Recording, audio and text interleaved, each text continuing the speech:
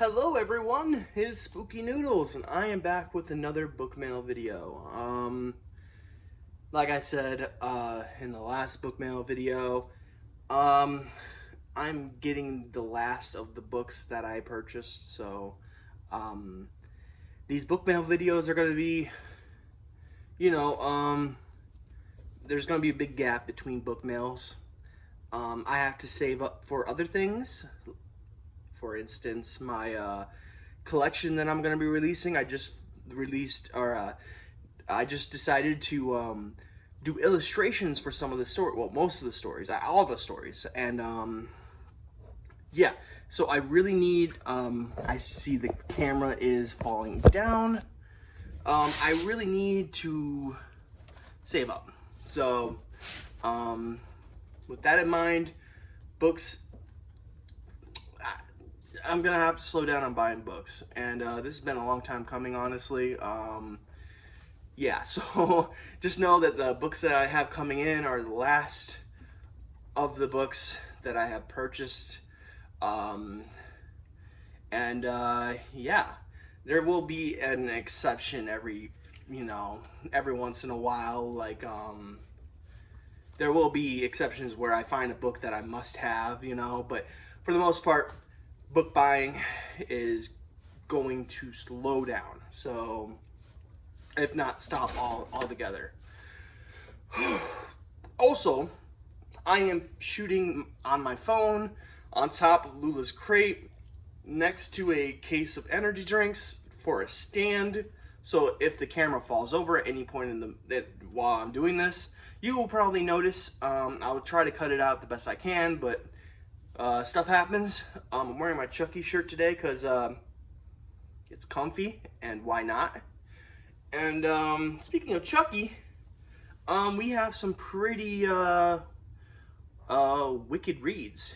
So let me show off the books that I got, and we'll be done. Maybe we'll talk about something else. I don't know. But for the most part, I only got 2 books here, so yeah, let's jump in. So the first book I have is an anthology. Now you might be wondering, Nick, you don't really do anthologies, and you'd be wrong. I do like anthologies.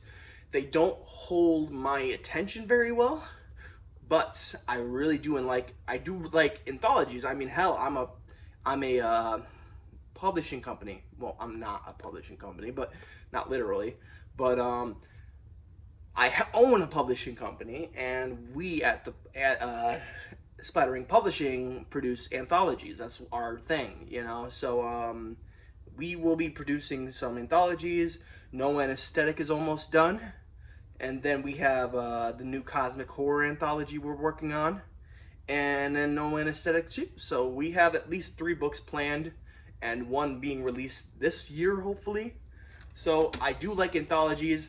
Most of the time when I read short stories, it's for the collection, and it's different because I'm reading it from a critical review, whereas when I read an anthology like this, I am reading it for just for fun, So, and not saying that it changes how I view the story, but I have to be really critical when I'm reading for my publishing company, whereas this one I can just read and enjoy, and if I don't like a story, I can skip it and, whatever. But with the company, I have to sift through a bunch of stories, and it's a chore. Not saying it's a chore, but well, I am, but it's not bad. I like it. It's a good gig. So anyways, let's talk about the book that I have. It's by Potter's Grove Press, which I'm not sure if that's, I know they produce a lot of Simon McHardy books, but with that being said, I'm not sure if this is Simon McHardy's press, if you know what I mean. I don't know anything about, well, Potter's Grove Press. So, but I will tell you who's in this anthology. I'm not sure if everyone on the front of the cover, let's see here, there's, how many stories is there in here? Hold on one second. So you got, 1, 2, 3, 4, 5, 6, 7, 8 stories. So 1, 2, 3, 4, 5, 6, 7, 8. Okay, everyone on the front of the cover is in the book. Well, obviously, but like that's this. There's no like and more. So just letting you know. So when I read these the authors off, I'm not missing anybody. So here we go. This is Between a Spider's Eye, and this is an anthology of the macabre. And it has Aaron Beauregard, big name right there, amazing author. I've read 2 of his works, love him. I hope to read more soon. And yeah, Elizabeth Bedlam. I own a book by her, and I see a Jamesy here. I have Jamesy here all over my hat. Elizabeth Bedlam is actually a fellow Michigander, so that's really cool. River Dixon, haven't read any of their work. M. Ennenbach. I've read Hunger on the Chisholm Trail. Rain Havoc. I read 2 books by Rain Havoc. I can't remember. Anyways, Boys Will Be Boys by Rain Havoc was really good, so I like that one. Simon McCarty. I've only read 1 short story, and that was for No Anesthetic, which is coming out hopefully in December. Simon McCarty is an amazing, gross-out author, and he just fits very well into this anthology, obviously, with these other people. We'll continue with Daniel J. Volpe, who I've read Billy Silver by, and I'm currently reading A Gift of Death. And then we have Regina Watts, which I am going to buy her book eventually, The Babysitter Massacre, I think it's called. I'm probably wrong. But anyways, all these authors are pretty sick, and there's a synopsis on the back. I usually don't read synopses for anthologies, but this might be entertaining, so let's read it. And plus, it's kind of long, and we only got 2 books here, so why not? So here we go. What do you get when you take 8 of the most prolific voices on... Oh, that's why the spider. 8 legs, 8 authors. Gotcha. Okay. Most prolific voices on the indie horror scene and barricade them in a cellar for 173 days with little food or water, but unlimited paper and 3 pens each. Well, you get a lot of things, let me tell you. Most importantly, once you look beyond the gnawed fingertips, broken ankles, and buckets of feces, you find a collection of stories that in all its depravity, glory promises to slowly peel away the most healed scabs of what you believed was finally an escape from the revolution that greets you each morning. Wow, this is a run-on sentence, man. Unless I miss a period or something. With open arms. I have looked deep into the corners of what they have to offer, and it is truly disturbing to say the least. Now, free, Beauregard, Bedlam, Dixon, Ennenbach, Havoc, McCarty, Volpe, and Watts invite you to walk with them through levels of psychological terror and extreme horror, ending in a slow waltz with the macabre and bizarre as they watch from a safe distance, arguing about what is the most efficient way to remove the brain stem from the partially decomposed Appalachian Freemason. That was a wild synopsis. Doesn't really give much away, but it was entertaining to say the least. And yeah, this is a pretty good looking book, let me say. And it has these cool chapter headers. Let me see if I can show you one. Well, I'm pretty sure I can show you one. So, like, the first one it looks like is Aaron Beauregard. You have that spider. Pretty cool. And I like the theme of this book having, like, Between a Spider's Eye, having 8 authors, hence the spider. That's pretty cool. This is actually a pretty long book considering. How long are these short stories? They're pretty much like novelettes, some of these, if I'm not mistaken. But anyways, you got, for the stories that are here, Carla's Conundrum by Aaron Beauregard, Poached Eggs by Elizabeth Bedlam, The Water Revival by River Dixon, Blobbert by M. Ennenbach, Sincerely Charlotte by Rain Havoc, Perceptual Disturbances by Simon McCarty, Just a Friend by Daniel J. Volpe, and Telepathal by Regina Watts. So those are the stories in Between a Spider's Eye. I have a lot of friends, well, maybe not friends, I have a lot of people I admire and possibly friends in this anthology, and Lula's moving around in her crate, so I apologize. Everything that's going wrong in this video can go wrong, so that's awesome. But yeah, I have a lot of friends slash admirees. I don't know. And yeah, so like Aaron Beauregard, for instance, big guy in the indie horror scene, extreme horror scene, and really enjoy his work. And there's so many other ones here. I don't want to just single one out, but yeah, Aaron Beauregard, The Slob, which is one of my favorite books, probably of all time. I'm not sure though. I'd have to sit down and think about it. And then you have Die Tommy, which I really enjoyed too. So now we'll move on to the next book. Whew. So the next book we have here claims to be a short novel. So novella? Not really sure here, but it's actually pretty thick. But that's because the font is huge, considering how most books go by like 11 or 10 font, and this one goes by probably 12 font.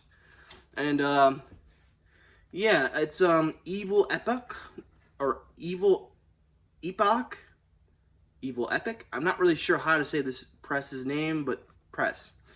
It's The Switch House by Tim Meyer, right? Yeah. And there's some blurbs on here, pretty good blurbs it looks like a claustrophobic nightmare built on a killer premise that, snake-like, creeps up on you. The ending will stay with you long after you finish the reading. And that was from Ronald Malfi, author of Bone White. Also, he has a book called December Park, which is a coming-of-age novel, which I really want to read one day. It's a chore, though, because it's a pretty thickie. So, I don't know when I'm going to get around to it. I'm hoping that when I age, I become a better reader. So, I will tackle some of the bigger coming-of-age books that I have on my, in my, books shelves. I don't know. I'm thinking of trying to, in my repertoire, I don't know. I can't think today. But, yeah, I'm wondering if there's any more blurbs on the inside here. Because, yeah, here we go. So you got Sadie Hartman, or Mother Horror. She says, this book is fast and fierce. A must-have for any horror lover. So I'm a horror lover, so hence why I got it. Here's one from Chuck Buddha, or Buddha. I have a few books by him. I have some of his Western series that he's putting out, so that's cool. He says, brilliant twists, creepy occult, story stayed with me long after reading it, Tim at his finest. Todd Kiesling, it says author of Final Reconciliation and Ugly Little Things, but I know him by, well, I don't really know him by anything yet, but Devil's Creek is another big one he wrote. He says, equal parts nightmare and thriller, Tim Meyer's The Switch House drags the reader into its darkened halls of insanity. Don't miss it. And then there's a few other ones like Glenn Ralph, Chad Lutsky, and Cedar Hollow Reviews. Me, myself, I'm going to have to get people to review my stuff like that so I can get blurbs in my books. But I don't think I'm at that level yet where I think my writing is mature and, well, not mature per se, but the maturity of my writing I have a lot to grow, and personally I believe that I'm not at my best yet. My best years are far ahead of me, hopefully. Well, maybe not that far ahead of me, but I hope that I just get better and better and better as I grow. Yeah, this one, this is the most, when it comes to Tim Meyer, now, I don't know what else Tim Meyer's written. In fact, he might have written a book, but I don't want to guess if this is him or not. Because if I guess it's him and it's like someone else, I'm going to be really kicking myself in the butt. But, well, I'll just say it. I think he wrote Malignant Summer, which I have. It's a coming-of-age story. I think he wrote Dead Daughters, And then there's another one, but I think that's Tim Meyer, right? And I know him by his face. Is there an author picture here? Yeah, it has to be. It has to be him, right? I hope so. I don't want to be wrong. But yeah. Oh, yeah. Boom. Dead Daughters and Malignant Summer. I'm so happy I'm right. I'm rarely right, so. And I can already tell by the cover who did this cover. I wish it had that glossy finish. I hate the matte finish. That's just me, though. But if you could see that, there's like tentacles popping around the house. Gives you a cosmic horror feel to it. But Don Noble did this cover. I'm almost 99% sure. Yeah, Don Noble did it from Rooster Republic Press. Evil Epoch Press, or Epoch. I'm not really sure how to say that. This is also edited by someone called Jenny Adams. So that's cool. I love when people shout those people out. Editors out. Interior illustrations. There's interior illustrations? I didn't know there's interior illustrations. How many? It doesn't seem like there's a lot of interior illustrations. Oh, there's one. Ooh, that's nice. You're probably not going to be able to see this, but it's a dilapidated house, like a really dilapidated house. And of course, my copy is actually signed. I went to Tim Meyer's website, and he has books for sale where he signs them. And it says, "For Nicholas." Well, not for. Obviously, this book wasn't made for me. But remember, it's only just a dream. And then it says, "The Switch House, Tim Meyer." And, oh, I didn't even read the synopsis yet. So, strap in. Here we go. Congratulations, you've won a role on Let's Switch Houses. Your life is going to change, we promise. Your dreams will come true. Everything you ever wanted, we have it. This is a chance of a lifetime. Come inside, switch with us. Angela and Terry return home after several grueling months of filming the popular television show Let's Switch Houses, only to find their residence in ruin. Sure, the decor and framed photographs are the same. The color of the walls hasn't changed. The furniture sits unmoved, but something's off. Their quiet New Jersey home feels tainted. Angela can sense it, crawling inside her, infecting her mind, poisoning her thoughts. Then the nightmares began. Awful lucid visions that caused her to question her own reality. What happened at 44 Trenton Road while she was gone? Just what did she do? That bizarre woman who claims she can communicate with the beyond. Who is she exactly?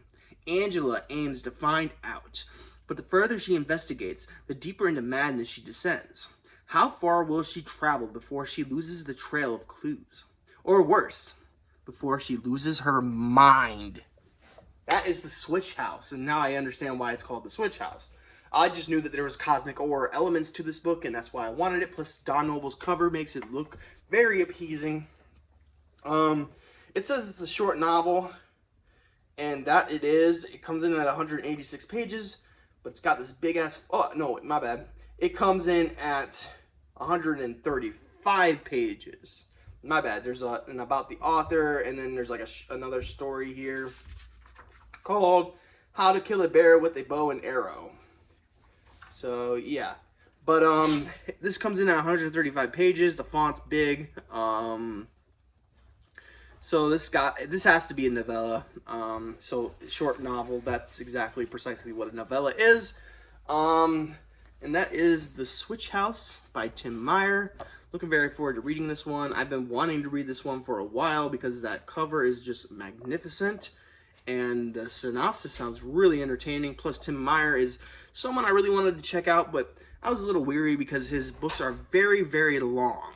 And this one is short. So, yeah, this gives me a taste of his writing style, so I can see if it's something I like. Hopefully it is, because I already bought Malignant Summer, which is 700 pages long, or like 500 pages long. I might be overdoing the 700, but it's a very long book is what I'm trying to get at. And And yeah. But this gives me a taste of Tim Meyer's writing, and hopefully I'll like it because, well, you know how when you get a good feeling for a writer that you haven't read yet? That's kind of what I feel. I see a lot of good reviews for Tim Meyer's work. This book in itself, it looks very appeasing because of the cover done by Don Noble. Yeah. So that's The Switch House by Tim Meyer. And that is it. So one signed copy by Tim Meyer, then an anthology from some of my friends that Potter's Grove Press has produced. That's my book mail. I hope you guys are having a great day, because this is the end of the video. I have to say my outro now, so I apologize. I hope you guys are having a great day. I hope you have a spooky night. And yeah, so peace out, guys. Peace out.